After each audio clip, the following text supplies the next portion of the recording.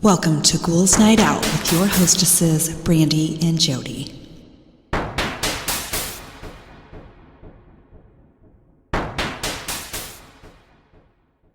Hello, beautiful ghouls. Welcome. This is Brandy. I'm here with my sister, Jody. Hello. So I have, it's a thought catalog article, and it's by Jim Goad, and it's letters from actual stalkers. Ew. Creepy. I know, right? So the first one is the Westfield Watcher, a series of letters sent from June to July to the purchasers of a $1.3 million dream house in Westfield, New Jersey, terrified the new owners to the point that they have never moved in. There's excerpts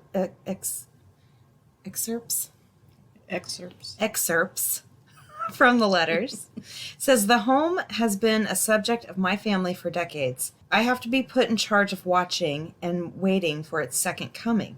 My grandfather watched the house in the 1920s, and my father watched it in the 1960s. It is my time now. Why are you here? I will find out.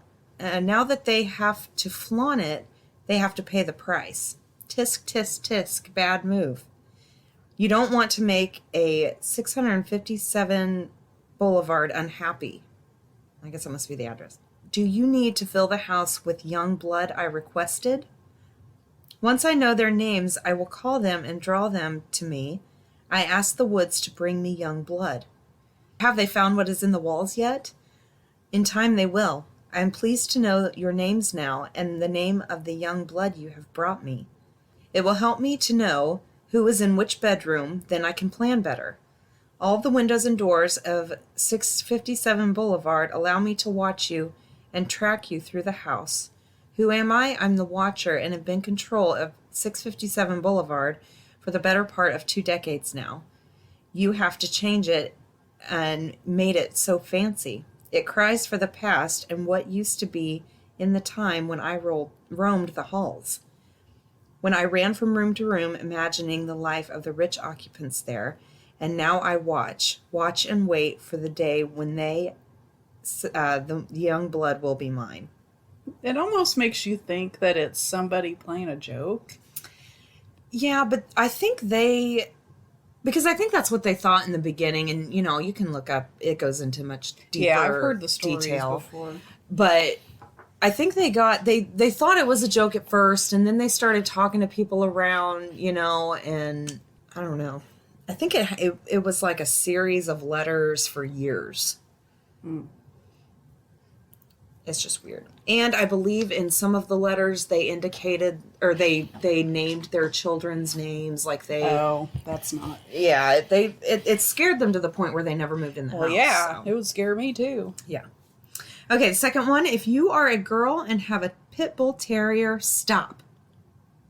In 2014, the following printed note was found on a dog walking trail in British Columbia. Police interviewed the woman they believe was the note's target by the author's identity, but the author's identity remains a mystery. A picture of the original note follows the text. It says, if you are a girl and have a pit bull terrier, stop. This message is for a certain young lady who owns multiple pit bull terriers. So if this is not you, cease reading. I see you nearly every lunch hour of mine in here. You seem to have 3 or 4 dogs, 2 black ones and a brindle, along with a mongrel. I am not as of yet familiar with. Perhaps it belongs to a friend. Yesterday you were in here with a friend and with a brown dog and the mongrel. Every time I see you coming, I want to approach you and introduce myself. Instead, I find myself overcome by shyness and jumping off the trail and watching you from afar. But yesterday, I slipped up and almost came out to say hello, but thought better of it. I was so close, and you could smell my cologne. I was close enough to hear you ask your friend if she smelled cologne, and I stopped to watch you, I watched you stop and smell the air. You reminded me of a tiny fox the way you lifted your face and scented the air. I know that your dog saw me because the hair on its back stood up. That's not good. I watched you grab your dog before he could bolt into the woods, thankfully for me, as it is a very big dog. I'm very impressed every time I see you in the woods. You seem to realize when you're being watched, but perhaps your very large, aggressive-looking dogs, plus the bear spray and the concealed knife I know that you carry, give you a sense of security. However, you obviously have sharp senses, as every time that you stop and look around yourself, I feel as if I'm almost caught. I just wanted to tell you I think you're very beautiful and have a beautiful body. I do not intend for this message to scare you, as it shouldn't. I only hope that one day I am courageous enough to come out and say hello. I realize that other people who read this might find it creepy. You think? But you seem to be smart enough to know the difference, and frankly, it is no one else's business. Whatever. Oh my god, that's creepy as fuck. Yes, it is. Oh my god. Someone's staring at you from the woods? Ugh. Creepy. Okay, next one is Philly's hottest blonde, threatened by a man who lives with his mommy. In March 2008, bikini model Courtney Reppert, who was once named Philly's hottest blonde, started receiving threats via Facebook and email from a 47-year-old Louis Placenza of Chicago, who lived with his mom like so many stalkers do. And all caps psycho nuggets he sent to Reppert include the following gleaming pearls. I hope you die in an automobile accident and it crushes your ugly face through the windshield and a large piece of glass cuts your throat. You just pissed me off. I will fucking kill you. Do you understand me? I warned you before about doing this and will continue my wrath until you step down as a model, go back to college, and move back near your family in Philly. Who the fuck does this person think he is? Fucking know. Dick. Next one, to Miss Whitney Houston. Please keep smiling. In 1988, FBI report details the 66 letters that a man who described himself as sort of a loner sent to now-deceased pop star Whitney Houston. None of the letters were answered. Here are excerpts from 4 of them. To Miss Whitney Houston. Miss Whitney, you are a beautiful lady and a beautiful person. I really and truly am in love with you. Please believe in life and in love and trust in yourself and in your friends and trust in God. Miss Whitney, you are a special person with a wonderful gift. Please keep singing and helping people to be happy. But most of all, Miss Whitney, please keep smiling. To Miss Whitney Houston. Miss Whitney, you are just so pretty and so beautiful. I cannot stop thinking about you. Many times when I think about you, I will start to shake. Miss Whitney, what am I doing wrong? I am in love with you. I really and truly am in love with you. Whitney, please, please give me a chance.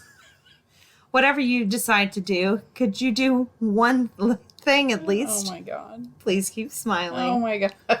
To Miss Whitney Houston. I try to write you, but I do not know what to say. I think that you are the most beautiful lady that there is in the whole world. Miss Whitney, I am in love with you. I saw a headline for an article in one of those things in the supermarket saying that you were married already.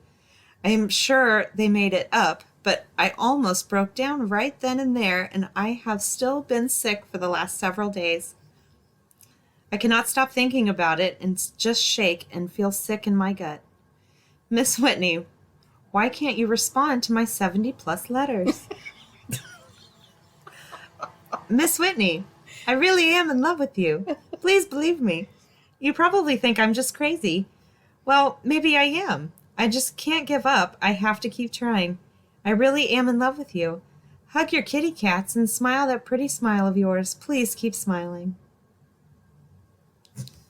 Oh my God. Poor Whitney Houston. Gosh, what did he do when she died? Oh my God. Shit. Okay, next one is a man offers to die for Mark Zuckerberg. In 2011, Facebook founder Mark Zuckerberg took out a restraining order against 31-year-old Pradeep Manukanda, who had been harassing him up to 20 times daily via email, Facebook, and snail mail. Here is one of his Facebook posts. Dear Mark, I am completely tired and exhausted. I am extremely sorry for bothering you at early hours. Please, Mark, time is really running out for me. Please help me. I really need your help. Please respond in time before it gets too late for us. I owe entire my life at your service. Please help me. Then I am ready to die for you. These are not just words. These are coming from my heart. Please understand my pain. Once again, I am extremely sorry for everything. Please understand my situation. Please understand the urgency. Time is running out for me. Please do the needful thing. I don't know. Yours truly, Pradeep. Weird. And the last one is man shoots at president to prove his love for actress. On March 30th, 1981, sullen drifter John Hinckley, who'd been diligently stalking actress Jodie Foster, wrote the following letter. Later that day, he attempted to kill President Ronald Reagan by shooting him. Reagan was wounded in the attack but survived. This is March 30th, 1981, 12:45 p.m. Dear Jodie, there is a definite possibility that I will be killed in my attempt to get Reagan. It is for this reason that I am writing you this letter now. As you well know by now, I love you very much. Over the past 7 months, I've left you dozens of poems, letters, and love messages in the faint hope that you could develop an interest in me. Although we talked on the phone a couple of times, I never had the nerve to simply approach you and introduce myself. Besides my shyness, I honestly did not wish to bother you with my constant presence. I know the many messages left at your door in your mailbox were a nuisance, but I felt that it was the most painless way for me to express my love for you. I feel very good about the fact that you at least know my name and know how I feel about you, and by hanging around your dormitory, I've come to realize that I'm the topic of more than a little conversation, however full of ridicule it may be. At least you know that I'll always love you. Jodie, I would abandon this idea of getting Ronald Reagan in a second if I could only win your heart and live out the rest of my life with you, whether it be in total obscurity or whatever. I will admit to you that the reason I'm going ahead with this attempt now is because I cannot wait any longer to impress you. I've got to do something now to make you understand, in no uncertain terms, that I am doing all of this for your sake. By sacrificing my freedom and possibility of life, I hope to change your mind about me. This letter is being written only an hour before I leave for the Hilton Hotel. Jodie, I'm asking you to please look into your heart and at least give me the chance with this historical deed to gain your respect and love. I love you forever, John Hinckley. Could you imagine someone like that No. doing something? That's just... Saying, oh, I'm going to kill this person because of you. Like, Yeah. it's to get your attention. That's horrible. And the president of the Yeah. United States? Oh, my God. That would be so weird. And I believe, yeah, it said in the letter that he had been, bothering her for a while. Mm-hmm. And I think she went to the police, like, immediately and was like, help. Yeah. So, crazy. Weird. All right. I did 20 people recount their town's darkest secret. Okay. We had a kid who went to my high school. His locker was actually right under my girlfriend's at the time. He had long hair and sported the emo look, but it never thought anything of it. One night, my junior year, he snuck out of his house and just walked around looking for open windows. He made his way to house until he finally found one, cut through the window, and hid in the house. Once he was sure the people inside were asleep, he stabbed them to death, some ridiculous number of times, cut them open, and then stuffed a bunch of random stuff in their bodies. Oh, my God. He was walking around my school for a couple of days before they figured out he did it because his friends he told reported him. He said he wanted to shoot up the school later that year. He won't get out of prison till he's 80 or something. Holy shit, that's fucked. Yeah. Wow. My city's police force is known for the Starlight Tour, where police officers would take Aboriginals, drive them out of town and abandoned them on the side of the road at night. This came to light when they did this to a teenage boy in the middle of the winter, and he froze to death back in 1990. Oh my God, that's terrible. Why are people... 1990 wasn't that long ago. No. People are fucked up. In my neighborhood, there's a guy with 2 chickens named Larry and Mo. He lives right at the entrance of the neighborhood, and Mo likes to climb on the tree beside his house and call out to everyone passing. Apparently, male chickens have territorial issues, and no one knows what happened to have Larry piss Mo off, but Mo wasn't having it. Mo apparently chased him and pecked him to death. Oh my God. Larry was found by his owner and originally thought that Larry was hit by a car. Larry was still somewhat alive at this time, so Larry was taken to the vet. Larry died, and the vet pointed out that his wounds looked like peck wounds. Our neighbor knew Mo had to have done it, and Mo sits upon his tree to this day, calling to everyone who passes. Oh my God. That's what's up. The giant mud plane is caustic and will eat you if you stand on it. And legally, the giant petrochemical facility nearby is totally not to blame for this. Whoa. Who put Bella in the witch elm? Basically, during the Second World War, some local boys found a woman's skeleton in a hollowed-out tree in some woods. It's supposedly quite a famous horror story. Yeah, I've definitely heard of that. Yeah, me too. During the early 1900s, my town was more or less directly across from another town, split by a lake. The Lake River was a huge trade route, and boats would dock at either city. No big deal, except the railroad moved in, and they decided to run it on my town's side of the river. Like clockwork, the other village dried up. Some of the few remaining townsfolk gathered up their closest possessions, weighed themselves down, and jumped into the center of the lake in protest. No attempt to recover their bodies was ever made. It's just rude. Down the road, some years, we put in a dam, and it's a local historical fact that they just covered what remained of the town with water. I learned this from a news article and finding out that the local university has the personal journal of that town's mayor at the time. I've wanted to sonar that lake for years. Is that the lake you were talking about last week? I don't know. I need to figure that out because that seems cool. I watched a show on it, and they were like diving in there. That is cool. And it was like just a city. Oh my gosh. Under the water. And why didn't they at least get those people? I know. Oh my it's God. Like, people are so fucked up. I wonder when that was. Maybe it was like a long time ago early 1900s. Still, that... You're like, we're protesting. They're like, all right. Okay, later. Sorry about you. So rude. That's so rude. Oh my God. Okay, dumbasses. See you later. Well, we don't have to feed them. That's great. Less mouths to feed.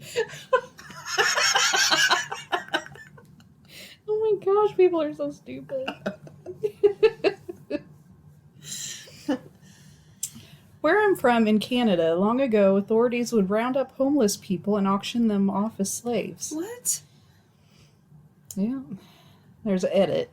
Here you go, everyone. Took me a while, but I finally found a reference for it. They put a very nice spin on it, but when you see it in person, well, let us just say I've never seen a farmhand in chains when he was being hired for the job. Oh my God, that's horrible.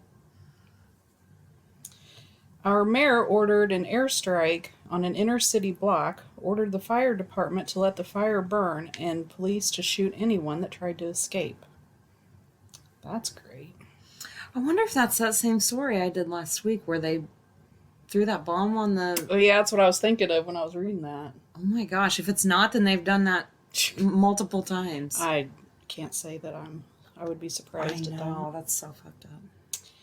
Not actually a secret, more of a dark part of town history. I live in Eastern Europe, and during the Nazi occupation, there was a ghetto established in the town. Some of the fortresses surrounding the city were turned into prisons and mass murder sites that the population of the said ghetto died in. There was one day during which 10,000 people were killed in one fortress, almost half of them children. There were 37,000 Jews before the Nazi occupation in the city. After, there were 3,000. Holy sh! I don't live there anymore, but Apple Creek, Ohio has a very large complex, maybe 15 to 20 acres, that used to be known as the Apple Creek Development Center, commonly called the ACDC. I know. It was a home for mentally challenged people. This is a story I heard about it from a local police officer. It was established back when having a mentally challenged person in your family was considered shameful, and the residents there were treated thusly. Families would drop off their sons and daughters, then pretend they never even had those children. The abuse these people received was horrible: lobotomies, electroshock therapy, sleep deprivation. People would be beaten daily, starved, congregated in rooms for days with no access to toilets, horror movie stuff. Many people died. Apparently, one woman who had put her son in their care had second thoughts, so she went back to get him and found what was going on there. She got the police and the news involved. Management and doctors went to prison for murder or manslaughter. A new director was installed, and this guy completely turned the ACDC around. It became the model facility for homes for people with mental disabilities. Kind staff, top medical care, exercise room, good food, even simple jobs that the residents could do to make money for themselves. But here's where it gets weird. It started to lose funding, and there was no way the facility could keep running. One day, everyone vanished, both residents and staff. They left everything from the lights on, to the water in the swimming pool, to food in the fridge, to medical supplies on the counters. There was no gradual exodus. One day, fully populated, next day, a ghost town. Students at the nearby college liked to trespass at night looking for ghosts. Apparently, there are frequent sightings. What the fuck? I don't know. Where'd they go? I don't know. Weird. That anybody who investigates the mayor or town council's ties to a major corruption case with our city fiber optic utility turns up dead. 9 so far. Whoa. That's weird. Yeah. A teenage girl was found chopped up in a suitcase in one of these apartments above the restaurant I'm working at. Holy shit. Back in the 70s, early 80s, there was a weird Christian cult known as the Community. They described themselves as an offshoot of the Jesus movement. They practiced communal living. The nucleus of each house would be a married couple with single college students living as an extended family. There was a Baptist church with a dwindling base. They infiltrated and took over control of the church. The church leaders then voted to become a non-denominational church because they didn't want to have any outside oversight.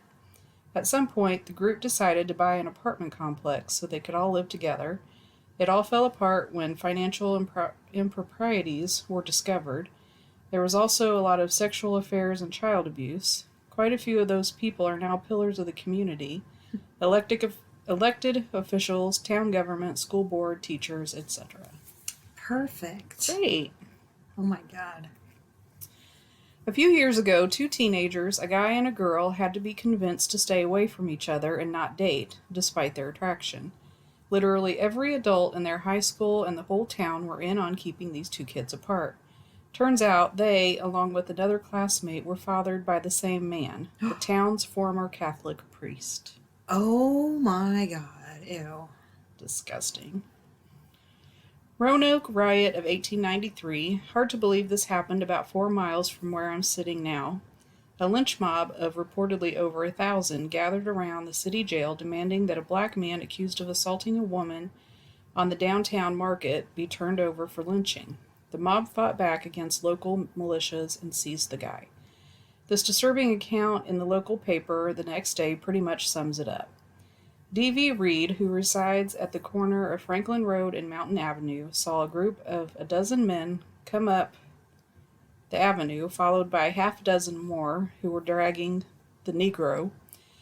When immediately beneath the electric light lamp the Negro shouted, "O Lord, have mercy upon me," but his captors hurried him on a few steps to a hickory tree, adjusted a noose around his neck, swung him to a limb, and fired a volley, which was succeeded by 2 straggling shots. The tree which bore such ghastly fruit is nearly opposite Officer Talley's house, where, as it will be remembered, Lavender was seized on the night of his lynching in January 1892.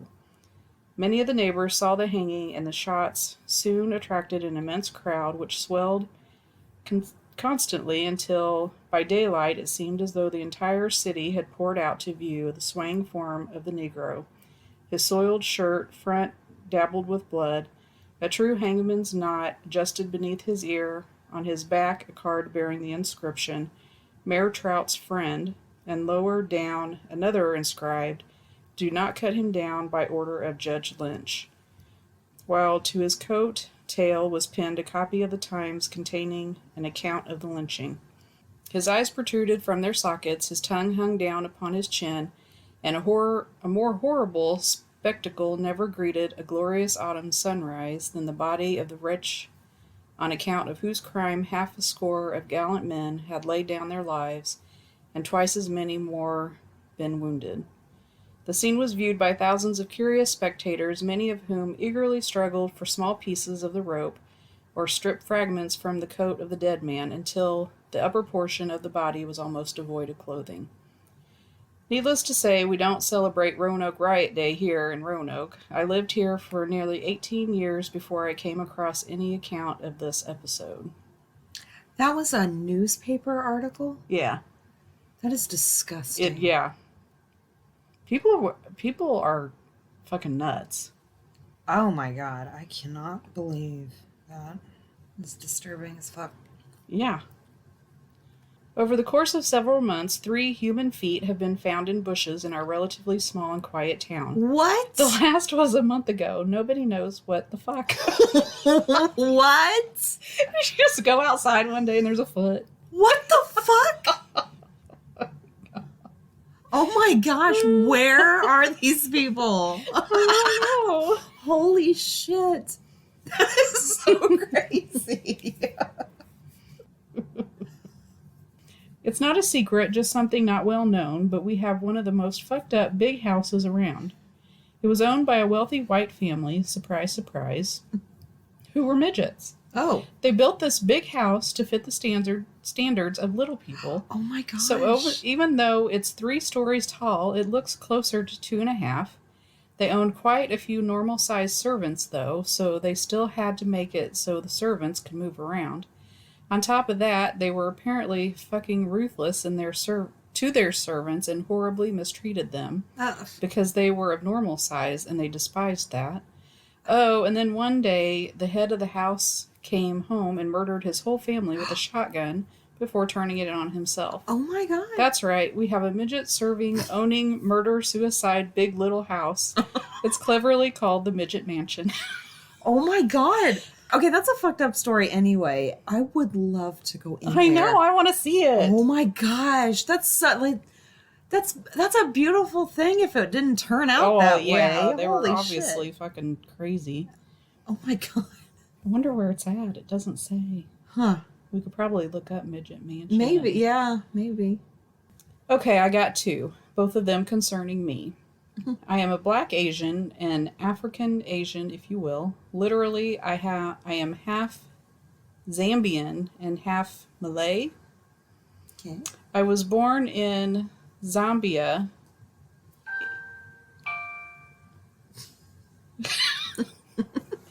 I was born in Zambia in the late 80s in a village that doesn't exist anymore. My parents left that village for reasons that are, to this day, not quite clear to me. It's heavily implied that it was because of my mixed heritage, racial or religious. See, not only are my parents of different races, but also different religions. I get the impression, from what little I know of that time, that they were driven out because of their union and subsequently myself. I grew up in a tiny backwater fishing village in Malaysia. I grew up without electricity or running water. Schooling was a nightmare. Given Malaysia's turbulent approach to race relations, my existence was largely kept a secret. I was my village's dark secret, literally. Get it? 'Cause I'm half black? Anyhow, I was essentially kept hidden from the authorities for a good chunk of my childhood. For a long time, I didn't officially exist. Eventually, my family got the opportunity to move to Singapore. Well, to me, Singapore is heaven. Truly, to me, it is a wonderful place. I was no longer a dark secret. Well, I'm still dark, but no longer a secret. I discovered unnatural comforts of civilization, such as running drinkable tap water, electricity, computers, and the internet. I got to go to some great schools. Eventually, I did my IBDP, then did my SATs, and went to my undergrad in the US. Now I'm doing my PhD. Nice. That's awesome. It's kind of cute, like a Romeo and Juliet kind of thing too, where they were not supposed to be Oh, together. no. And they totally did anyway. Yep. We have a large cult of brethren that worship a race of amphibian human type creatures called the Deep Ones. Huh? Don't come to visit, though. We're not big on strangers. Oh my God, what? I wonder if that was a joke. Okay. If you don't get out by a maximum age of 19, you will never get out. It's a black hole that will otherwise keep you here and hold you here until death. Those who do manage to leave don't ever come back except just to visit. It sounds like hyperbole, but it's true. Every single person I know that has moved away, hundreds of people, not one of them has moved back. Meanwhile, all the other ones that have stayed here have continued to and will never move away. Everyone I know jokes about it, but it's not a joke. It's a legitimate thing, like some sort of supernatural occurrence. If you move away by the time you're 19, you're fine and you won't be back. Otherwise, you're here for the long haul. Interesting. And that's all I got on that one. All right, I got some their family's creepiest stories. Okay. First one, terrifying carnival experience. My grandfather grew up in rural Kansas. When I was growing up, he always refused to go on rides at theme parks and carnivals, and I never knew why. When I got older, my mom finally told me that when my grandpa was at a county fair as a young boy, he was standing in line for a swing ride. There was a young girl on the ride, and as the swings hit full speed, the chains on her seat snapped and she went flying. Oh my God. She was flung hundreds of feet and was decapitated when she hit a tree branch. He saw the whole thing happen and never went on another ride for the rest of his life. I can't say I blame him. I wouldn't either. Holy shit. Ew, that gave me chills. Traumatizing. Next one, this Death Day curse. Ever since my mom's death in 2007, the day she passed, November 25th, has been cursed for my family. On November 25th, 2008, my granddad had a heart attack. November 25th, 2009, my dad had an aneurysm. November 25th, 2010, my grandma found out she had kidney stones. The list goes on. Basically every single year since then, there has been something. Crazy. That is crazy. It's like the first one, okay. Yeah. You know. But then 2 years after that, and then they say it goes on. That's crazy. on that day, isn't that Thanksgiving? I thought so too. I think it's the 27th though, isn't it? Oh, I don't know. It's real close to Thanksgiving. I think it's a different day every year, isn't it? Maybe like the last Thursday of the month. Yeah, I think something like that. So it's close to Thanksgiving anyway. Mm-hmm. Next one, this child's laughter. My very non-dramatic, pragmatic grandmother used to hear children laughing when she should logically not have. She'd hear this when she was home alone without kids around, on buses by herself, at work with all adults, everywhere. This began happening when my mother was a teenager, so when my grandmother was around 40. Then my equally non-dramatic, pragmatic mother said that she also began hearing the same thing at the same point in her life. I swear I'm 3 years away from 40, and I am just waiting to hear them any day now. Gosh, that would be creepy. That would be. What the You're fuck just is waiting that? until you turn 40 to see if you start hearing kids laughing? So weird. That is weird. What is the point of that? I don't know. Maybe it's something in their gene that opens when they're 40 it's something that they hear that I don't know. That's weird. Next one, this actual nightmare. My family passed down the terrifying true story of how my great-great-great-grandma was buried alive. They found out when plots in her cemetery were being moved around years after her death. And when they opened hers, they found claw marks on the inside. According to everyone, she was also vocally afraid of being buried alive throughout her life, which makes the story even creepier. Yeah. That is horrible. Ugh. This inexplicable prediction. When my great-grandfather died, my great-grandmother had her name preemptively added to his tombstone. However, they also added the year of her death as 1905 blank, leaving a blank spot for a specific year. My grandpa, her son, was furious that they assumed his mother would die in the 1950s, but she ended up dying in late December 1959. That is weird. That Why is would you weird. put that? Yeah. Yeah. Oh, I give you 10 years. Rude. Seriously. What if I don't want to die until the 60s? Oh my gosh. Next one, this Ouija board no. One story my parents used to tell us about was my older cousin's birthday when someone was dumb enough to buy him a Ouija board. Here's what happened. All kids gathered around the table. "What's your name?" my cousin asked. No response. My other cousin got more aggressive and said, "If you're not a coward, then spell your name." All of a sudden, 4 letters pop up. Z-O-Z-O. Oh, no. Everyone was scared out of their mind, and to make it even better, all the pictures on the mantle suddenly fell off. Needless to say, no one in the extended family was allowed to use Ouija boards. When will people learn? I never. This witch lineage. A maternal ancestor of mine, one Alice Lake, was hung as a witch in Salem, Massachusetts, about 50 years before the infamous witch trials even began. According to our family legend, this was because she truly was a witch, and her power survived in her children, who have passed it down the line to us. Crazy. This haunted home. According to my mom and her sisters, they lived in a haunted house in Northern California while they were growing up, and they all had creepy experiences in it. The creepiest story they tell is that one night when there was a storm and a power outage, my aunt went downstairs where her bedroom was to get matches. She couldn't see anything, but then suddenly a small light lit up the room. She turned around and saw an old woman in the reflection of her vanity mirror holding a candle to help her see. I got chills. That is creepy. Next one, this teen terror. My dad and my aunt always tell us the story about 2 elderly witches who were sisters that lived together in a creepy house near theirs in Indiana. Oh, no. The woman would chase my dad and my aunt when they were teens in a pickup truck with a shotgun. One time, one of the women even jumped on the hood of their car as they were driving by the house. While I'm not sure how witchy these 2 women actually were, the house itself sure was creepy, since my dad and my aunt would drive by it as kids while they told us the tale.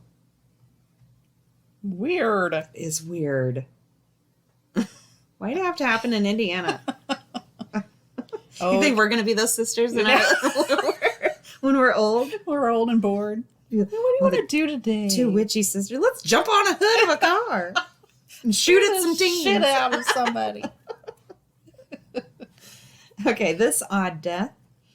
While this may not be creepy in a traditional sense, it still is a really weird family story. Basically, my great-grandpa served in World War II, but the circumstances surrounding his death were incredibly suspicious. They found his body abandoned in a burned car with his uniform missing, and then later, another dead soldier was found with my great-grandpa's uniform and all of his documents, like his passport and ID. Also, my great-grandma wasn't allowed to see his body, and they hardly answered any questions she had about his death. To this day, my family believes that my great-grandpa was very likely a spy, which is kind of cool. It's interesting. It is. This strange disappearance. According to my family, my great-great-great-great-grandfather decided to travel from his home in Utah and visit his daughter in Nevada. His horse and buggy returned to town just fine without him. They found his bones the next summer, and it's largely suspected he was murdered by the people in the town because he wouldn't give up the water rights to his property. Well, shit. This mysterious demise. My family had a lot of creepy stories about people accidentally dying under very odd circumstances. The two that stick out the most for me are when my great-great-grandma was smoking a cigarette and accidentally lit her bathrobe and then herself on fire, thus killing herself. And then my great-great-great-grandpa fell off his tractor and it ran him over, killing him instantly. Dang, they have some bad luck. Yeah. And my last one, this holiday tragedy. One Christmas morning, my great-grandfather went outside to get water from the well and never came back. When my great-grandmother went out to investigate, she saw his hat resting solemnly on the rim of the well. She slowly peered over the edge and was greeted with his shadowy, lifeless form at the bottom. Was he pushed? Did he trip? Did he jump? No one knows. It's often argued about at family reunions when the main point of contention of being why his hat was placed so perfectly on the rim. Weird. That is very interesting. And those were mine. Okay. It's time for the witty wrap-up. Yay, Witty Wrap-Up! I really miss my kids being young, not because of their cuteness, but because I used to tell them that things were closed when it was raining, and they believed me. That is a great thing. You can totally tell them anything. Oh, They'd be yeah. like, okay. My toddler wanted to take a spatula to the zoo, and after a fierce round of negotiations, I was able to talk her down to a spatula and a throw pillow. What? Maybe instead of a spatula, a throw pillow? Kids are weird. It must have been. They didn't type it right. Okay. Today, my 7-year-old came into the room crying. I asked him what happened, and he said that his 5-year-old brother put 80 cows in his house in Minecraft while he was offline, and that it was entirely too many cows. And honest to Christ, I have no idea how to parent any of this. Yeah, that's definitely a new one. That's hilarious. I'm eating the potato off my 3-year-old's french fries because he doesn't like potato, in case you wondered if parenting was right for you. How do you eat the I potato don't know. off of a french fry? It's all potato!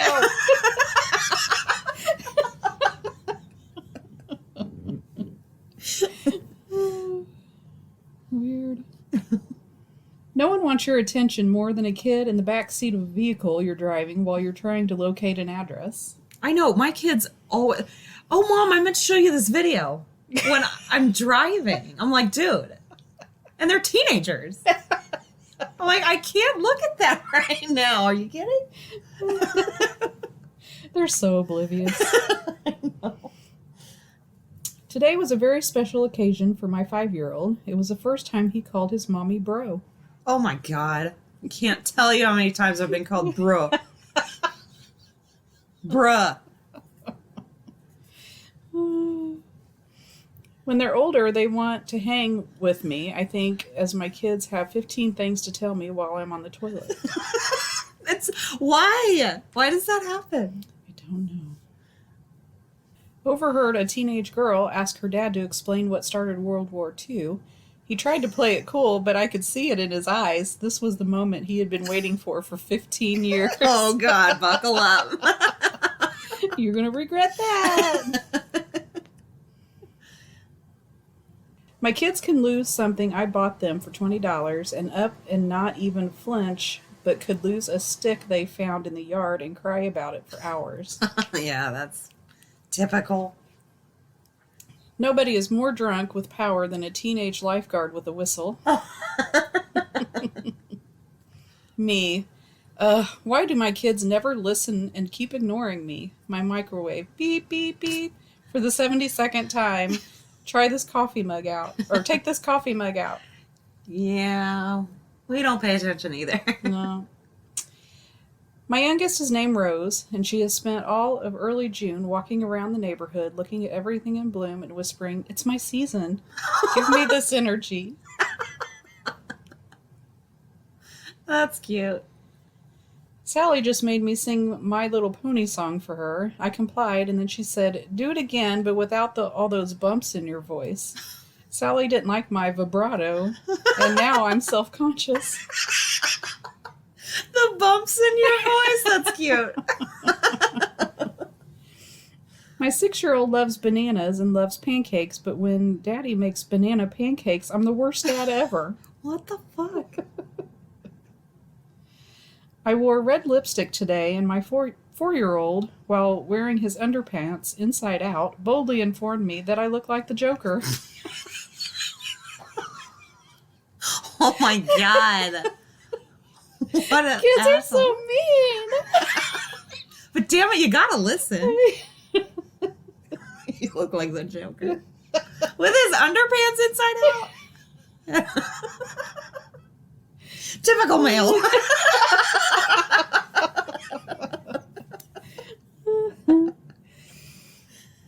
I just told my daughter that when I was a kid, our TV only had 4 channels, and she rolled her eyes and said, "Okay, Mom, whatever." And now I'm starting to wonder if maybe my father did walk to school uphill both ways.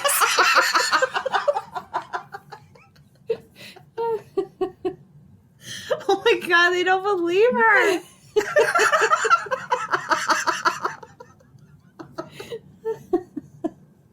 Oh my god. That's hilarious. Push me more medium-er, 3-year-old on swing, dropping perhaps the most 3-year-old-like comment imaginable. Medium-er. What? What is that? My kid told me he deserved more cheese, and who am I to argue with that? Okay. My rating system for kids' birthday parties: beer for parents, 5 stars; no beer for parents, 0 stars. I am on board with that. My 7-year-old is either very shy in front of people, or she's already given them our social security numbers.